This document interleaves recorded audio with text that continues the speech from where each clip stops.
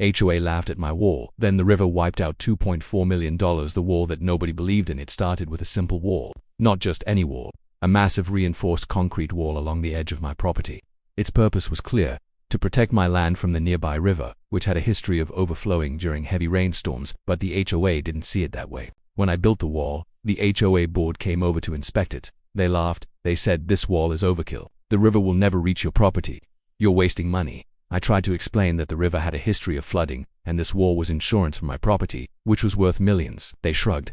"It's just a wall. Relax, you're paranoid," they said. The skeptics in the neighborhood agreed with the HOA. People would drive by and joke, "Look at that wall. It's like he thinks he's living in a fortress."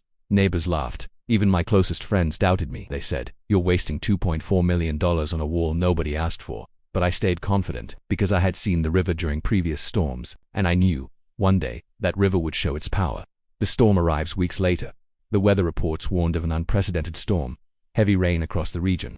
The river that everyone thought was harmless began to swell. By the afternoon, the water was rising fast. I went outside to inspect the wall. It was holding strong. Meanwhile, neighbors who mocked me earlier were beginning to panic. The HOA sent messages: "Your property is at risk, but there's nothing we can do for the others." And then the river crested. The disaster strikes. At first, it looked like minor flooding, but the water was relentless. Riverside properties without protective barriers began to erode and collapse. The current ripped through lawns, homes, and driveways. Entire garages were swept away, and within hours, the damage was catastrophic. Properties valued at millions of dollars were reduced to rubble. People who laughed at my wall were now on the news, clinging to whatever they could save.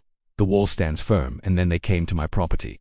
The river reached my land, but the wall I had built held perfectly. No erosion, no structural damage, no loss of property. The $2.4 million wall I built, which the HOA mocked, had protected everything. I watched as other properties were destroyed, knowing I had made the right decision.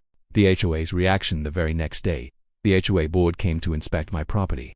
Instead of laughing, their tone had completely changed. They walked along the wall silently, taking notes. One board member finally spoke. "Well, we didn't expect this to happen." Another added quietly, "You were right all along." But the damage to the other properties had already been done, and the HOA's credibility completely ruined. The media coverage. News crews arrived from all over.